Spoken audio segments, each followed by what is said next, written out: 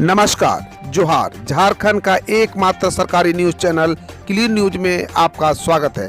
समस्या किसान से जुड़ा हो या हो पारा शिक्षकों का मुद्दा, हर खबर पर होगी हमारी पैनी नज़र। सभी खबर सिलेक्टेड और काम की है, तो वीडियो के अंत तक बने रहें। साथ ही आप न्यूज को किस गांव या शहर से देख रहे हैं, हमें कमेंट में ज़रूर बताइए। आज का लाइक हम 100 रखते हैं, उम्मीद है कि आप इसे पूरा करेंगे। और रोजाना पंचायत चुनाव का अपडेट पाने के लिए चैनल को सब्सक्राइब कर बेल आइकन को प्रेस करें। तो चलिए जानते हैं आज का मुख्य समाचार। झारखंड के नेतरहाट में एडमिशन के लिए 20 नवंबर तक कर सकेंगे आवेदन, अभ्यर्थी के लिए है अनिवार्य। झारखंड के लातेहार जिले के नेतरहाट आवासीय विद्यालय में नामांकन यानी एडमिशन कराना चाहते हैं तो इसके लिए 20 नवंबर तक आवेदन किया जा सकता है। ऑनलाइन या ऑफलाइन आवेदन किया जा सकता है। इसकी परीक्षा 23 जनवरी को होगी। अभ्यर्थी का झारखंड का मूल निवासी, स्थानीय निवासी होना जरूरी है। इस संबंध में पूरी जानकारी आप स्कूल की वेबसाइट www.netarhatvidyalay.com से ले सकते हैं। झारखंड में पंचायत चुनाव को लेकर क्या है तैयारी? त्योहारों का सीजन खत्म होने के साथ ही हो सकती है घोषणा। राज्य निर्वाचन आयोग ने पंचायत चुनाव को लेकर बूथों का गठन काम पूरा कर लिया है। राज्य में कुल 53,480 बूथों का गठन किया गया है। करीब 2 करोड़ 35 लाख मतदाताओं के लिए प्रति 50 की आबादी पर एक बूथ का गठन किया गया है। मतदाताओं में 1 करोड़ 21 लाख पुरुष व 1 करोड़ 13 लाख महिलाएं शामिल है। धनतेरस बाजार में चमक, सोना चांदी से लेकर ऑटो सेक्टर तक गुलजार, ग्राहकों को लुभाने के लिए ऑफर और छूट की भरमार। कोविड-19 संक्रमण के दौर के बाद इस बार धनतेरस पर बाजार गुलजार रहने की उम्मीद है। इसी उम्मीद से झारखंड की उपराजधानी दुमका के बाजार में रौनक लौटी है। दुमका के टीन बाजार से लेकर मारवाड़ी चौक होते हुए सीने बाजार के अलावा थाना रोड, भागलपुर रोड स्थित दुकानों को सजाने की क्रम जारी है। ग्राहकों को आकर्षित करने के लिए तरह तरह की ऑफर भी है। इस बार बाजार में उमड़ रही ग्राहकों की। झारखंड वासियों के लिए सरकारी नौकरी पाने का शानदार मौका। झारखंड वासियों के लिए काम की खबर है। दरअसल भारतीय डाक विभाग ने झारखंड सर्कल में पोस्टल असिस्टेंट सहित विभिन्न पदों पर भर्ती के लिए नोटिफिकेशन जारी किया है। इन पदों के लिए आवेदन की प्रक्रिया जारी है। इच्छुक और योग्य अभ्यर्थी डाक विभाग की आधिकारिक वेबसाइट www.indiapost.gov.in पर जाकर ऑनलाइन आवेदन कर सकते हैं। पीढ़ियों से बना रहे हैं मूर्तियां। झारखंड के अलग अलग जिलों में होती है सप्लाई। जहां को रोशन करने वाला दीपावली आ रहा है। चंद दिन शेष है और कुम्हारों को इस बार आशा है कि उनके दीपों से सारा जहां रोशन होगा। कोरोना ने पिछले साल उत्साह पर पानी फेर दिया था। इस बार पर्व को लेकर सबसे उत्साह है। बाजार में भी रौनक है और मांझी प्रखंड के कुम्हारों का चाक भी तेजी से घूम रहा है। दिए और ग्वालिन का निर्माण हो रहा है। मिट्टू प्रजापति कहते हैं कि यह काम पूर्वजों से चला आ रहा है, रोजगार भी देता है। सालों भर मिट्टी का काम चलता है।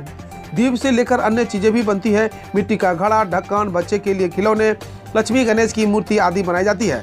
शादी विवाह और अन्य मांगलिक कार्यों में मिट्टी के बर्तनों की मांग होती है, लेकिन दीपावली को लेकर विशेष उत्साह रहता है।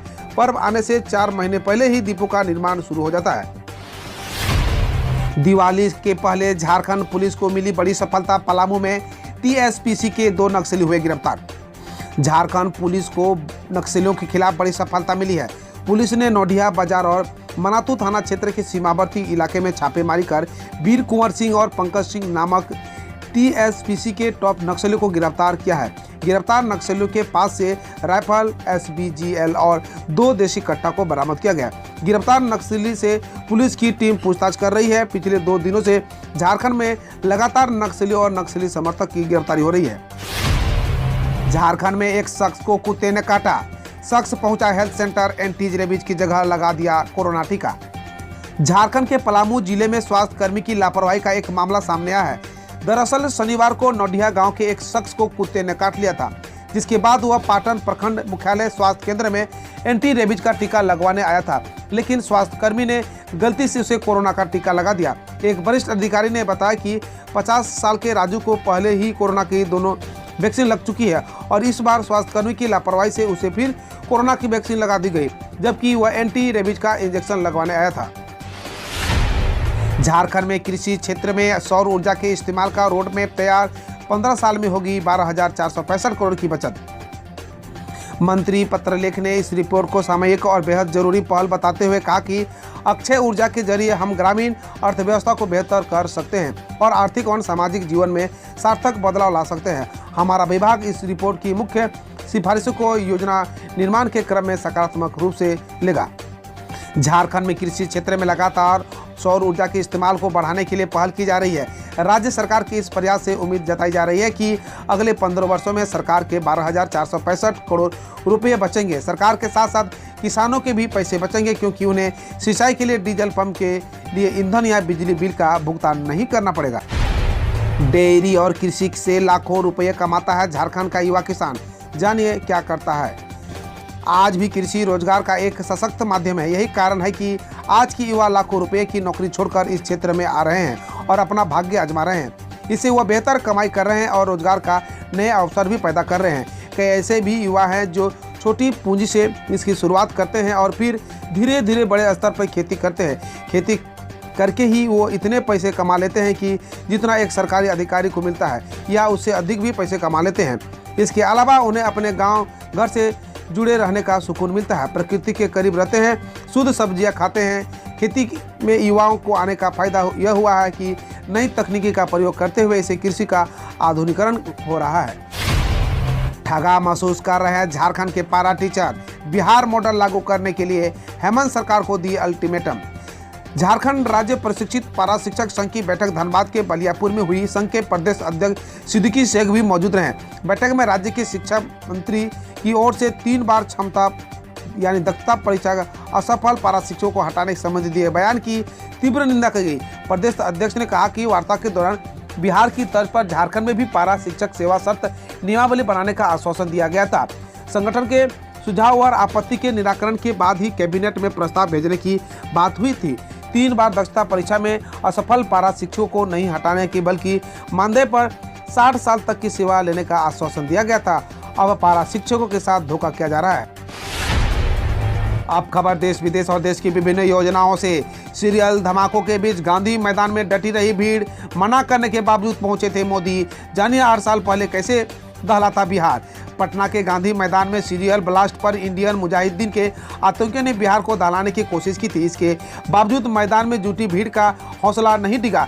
भीड़ वही डटी रही ही नहीं, धमाके की खबर मिलने के बाद भी मौजूद यानी तब गुजरात के मुख्यमंत्री नरेंद्र मोदी न सिर्फ वहां के बल्कि अपना भाषण भी दिया। इन धमाकों के 6 लोगों की जान गई थी, जबकि 89 लोग घायल हुए थे। मंगलवार को जब NIA कोर्ट ने 9 आतंकियों के खिलाफ सजा ऐलान करते हुए 4 को फांसी, 2 को उम्र कैद, 2 को 10-10 साल की कैद और 1 को 7 साल की सजा सुनाई। पीड़िता ने परिवारों ने राहत की सांस ली। सर्दी का दस्तक। कानपुर का न्यूनतम पारा 14 डिग्री के नीचे। बीते रात रही सीजन की सबसे ठंडी। इस बार सर्दी ने जल्दी दस्तक दी है। अक्टूबर में हुई बारिश के चलते जाड़ा इस बार लंबे समय तक रहने की संभावना है। अक्टूबर के अंतिम दिन की रात सीजन के सबसे ठंडी रही। पारा 13.8 डिग्री सेल्सियस पहुंच गया था, जिसने पंखे पूरी तरह से बंद कर दिया। दिन के तापमान भी कम रही। दीपोत्सव 2021। अयोध्या में 12 लाख दिए जलाएगी योगी सरकार। बनाएगा नया कीर्तिमान। भगवान श्री राम की नगरी अयोध्या में आगामी 3 नवंबर को होने वाले 5वें दीपोत्सव के मुख्य आयोजन को पहले से अधिक भव्य और अविस्मरणीय बनाने की तैयारियां पूरी कर ली गई है। इस बार योगी सरकार दीपोत्सव के दौरान अयोध्या नगरी में 12 लाख दिए जलाएगी। इस आयोजन को देखने के लिए Guinness book of world records की एक टीम अयोध्या में होगी। विश्व रिकॉर्ड्स बनाने के लिए मिट्टी के एक दिए को कम से कम 5 मिनट तक जलाना होगा। कर्मचारियों को दिवाली का बढ़ा तोहफा। वेतन में वृद्धि सहित मिलेगा एरियर इंक्रीमेंट। महंगाई भत्ते में 31% बढ़ोतरी के बाद अब केंद्र कर्मचारियों को भी स्पेशल इंक्रीमेंट मिलने वाली है। नरेंद्र मोदी ने नेतृत्व वाली सरकार ने घोषणा की है कि वह कुछ कर्मचारियों को विशेष वेतन वृद्धि करेगी। हालांकि एक रिपोर्ट के मुताबिक यह सभी कर्मचारियों पर लागू नहीं होगा। यह केवल उन कर्मचारियों के लिए उपलब्ध होगा जो 7वें वेतन आयोग के वेतन मैट्रिक्स के स्तर 6 के अधिकारी है। विशेष वेतन वृद्धि से उनके वेतन में बड़ी वृद्धि हो सकती है। बीजेपी विधायक ने अपनी ही सरकार के आदेश को दिखाया ठेंगा। पोस्टर लगाया, पटाखे जरूर फोड़े। एक तरफ जहां पटाखों को लेकर सुप्रीम कोर्ट से लेकर सरकार तक प्रतिबंध लगाने के निर्देश जारी कर रही है, वहीं दूसरी तरफ बीजेपी के एक विधायक खुलेआम लोगों से पटाखे फोड़ने की अपील कर रहे हैं। राजधानी भोपाल में बीजेपी विधायक रामेश्वर शर्मा ने अपने घर के बाहर एक ऐसा ही पोस्टर लगाया है। रामेश्वर शर्मा के मालवीय नगर स्थित बंगले के बाहर यह पोस्टर लगाया गया है। एससी ने पश्चिम बंगाल में ग्रीन पटाखे जलाने की अनुमति दी, हाईकोर्ट का प्रतिबंध हटाया। सुप्रीम कोर्ट ने कलकत्ता हाईकोर्ट के पश्चिम बंगाल में पटाखों पर संपूर्ण प्रतिबंध के आदेश को पलटते हुए राज्य में ग्रीन पटाखे जलाने की अनुमति दे दी है। गौरतलब है कि वायु प्रदूषण के मद्देनजर हाईकोर्ट ने काली पूजा व दीपावली समेत अन्य त्योहारों के दौरान सभी तरह के पटाखों की खरीद बिक्री व इस्तेमाल पर रोक लगा दी थी। यूपी के सीएम योगी बोले, तालिबान जानता है कि भारत की तरफ बढ़े तो एयर स्ट्राइक तैयार है। उत्तर प्रदेश के मुख्यमंत्री योगी आदित्यनाथ ने रविवार को कहा, आज प्रधानमंत्री नरेंद्र मोदी के नेतृत्व में देश शक्तिशाली है और कोई अन्य देश भारत की तरफ आंख उठाने की हिम्मत नहीं कर सकता। सीएम योगी ने कहा, आज तालिबान से पाकिस्तान और अफगानिस्तान परेशान है, लेकिन तालिबान जानता है कि अगर भारत की तरफ बढ़ेंगे तो एयर स्ट्राइक तैयार है। दिल्ली में 264 महंगा हुआ commercial LPG cylinder. Indian oil corporation के अनुसार दिल्ली में सोमवार को कमर्शियल एलपीजी सिलेंडर की कीमत 264 रुपया बढ़ गई। इसके बाद अब दिल्ली में 19 किलोग्राम के कमर्शियल एलपीजी सिलेंडर की कीमत बढ़कर 2050 हो गई है। वहीं मुंबई में 19 किलोग्राम कमर्शियल एलपीजी सिलेंडर की कीमत बढ़कर 1950, कोलकाता में 2073 और चेन्नई में 2133 हो गई है। किसान नेता राकेश टिकैत बोले, सरकार के पास 26 नवंबर तक का समय, उसके बाद आंदोलन को और मजबूत करेंगे। बीकेयू नेता राकेश टिकैत ने कहा कि केंद्र सरकार के पास 26 नवंबर तक का समय है। 27 नवंबर से किसान गांवों में ट्रैक्टर से दिल्ली के चारों तरफ बॉर्डर पर पहुंचेंगे। उन्होंने कहा, पक्की किलेबंदी के साथ आंदोलन और आंदोलन स्थल पर तंबू को मजबूत करेंगे। टिकैत इससे पहले सरकारी दफ्तरों को गल्ला मंडी बनाने की चेतावनी दे चुकी हैं। प्रधानमंत्री नरेंद्र मोदी बोले, भारत बाहरी और आंतरिक चुनौतियों से निपटने में पूरी तरह सक्षम हो रहा है।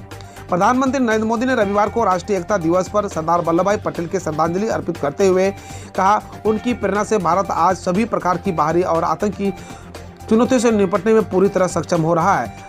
बकौल मोदी, पटेल चाहते थे कि भारत सशक्त और समावेशी हो, संवेदनशील और सतर्क भी हो, विनम्र हो और विकसित भी हो। हम रोज ऐसे ही न्यूज लाते रहेंगे, तो यदि आपने अभी तक क्लीन न्यूज को सब्सक्राइब नहीं किया है तो पहले फटाफट सब्सक्राइब कर लें, साथ ही बेल आइकन को दबा दें ताकि कोई अपडेट मिस ना हो।